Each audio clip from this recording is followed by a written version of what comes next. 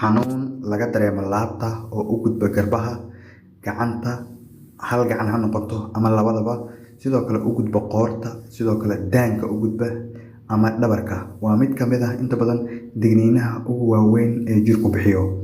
Sida caadiga ah, xanuunku ma aha mid muddo yar kadib iska baaba'ah ama la dhayalsan karo, maadaama uu inta badan ku saabsan yahay hoos u dhac ku yimid socodka dhiigga, gaar ahaan xubnaha muhiimka ah sida wadnaha iyo sambabada. Dareenkan wuxuu inta badan ku bilaabmaa culays ama cadaadis xooggan oo laga dareemayo feeraha, gaar ahaan laabta qaybta dhexe. Astaamaha inta badan xanuunkan lagu yaqaano waxaa ka mid ah dareen sida in aad dareento culays laabta inuu kaa saaran yahay, ama feeruhu cabur ay ka jiraan ama ay ku xiran yihiin. Dadka qaarkood waxay ku tilmaamaan in ay xanuunkan gubasho ama calool xanuun oo weliba u soo gudbi doona laabtaada ama feeraha. Marka xanuunkan uu kasoo bilaabmo wadnaha, wuxuu inta badan ku baahaa dhanka qoorta, weliba daanka hoose ayuu saameeyaa, dhabarka ayuu saameyn karaa, inta badanna wuxuu saameeyaa gacnaha, gaar ahaan gacanta bidix, taas oo muujinaysa in unugyada wadnuhu ay waayeen oksijiin ku filan.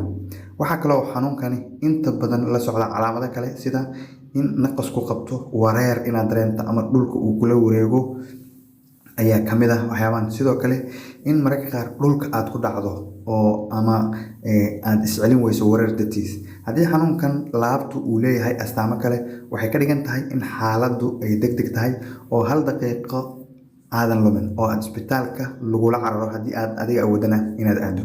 Sababaha ugu weyn ee xanuunkan keena waxaa ugu horreeya waxa loo yaqaano myocardial infarction ama wadna qabadka, kaas oo dhaca marka unugyada dhiigga wadnuhu quudin lahaa ay xirmaan. Macnaha waxaa xirmaya xididadii dhiigga wadnaha ayaa xirmaya.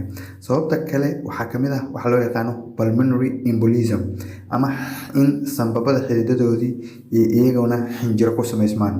Aortic dissection, dildilaac xididada waaweyn ee aortaha ku yimaada ayaa sidoo kale keeni kara, ama waxa loo yaqaano angina oo ah oksijiinta wadnaha inay hoos u dhacdo. Dhammaan xaaladahani waxay xiriir leeyihiin habka wareegga dhiigga oo xumaada. Waqtigan marka inta badan waqtiga waa amarka ugu muhiimsan marka xanuunkan bilaabanayo. Dhibaatada ugu weyn wadna qabadka ka dhasha waxay timaadaa marka unugyada wadnuhu inta badan ay dhintaan, maadaama ay waayeen dhiig iyo oksijiin ku filan. Inta badan waxaa dhacda in helitaanka daryeelka caafimaadka aan qofka si degdeg ah loola gaarin.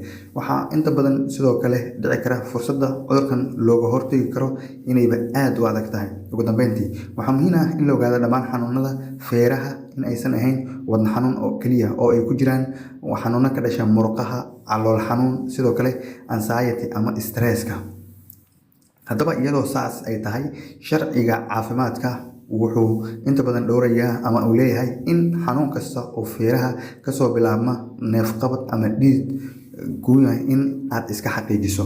Xanuunkan aan maanta dhan ka hadlayno waxaa loo yaqaanaa heart attack ama wadna qabad ama wadna istaag. Waxyaabaha keenana waxaa sida aan u soo sheegnay aan uga hadalnay. Haddii marka xanuunada noocaas ah aad isku aragto ama calaamadaha aan hadda kasoo sheekaynay, waxaad si degdeg ah ula xiriirtaa dhakhtarka cudurrada wadnaha.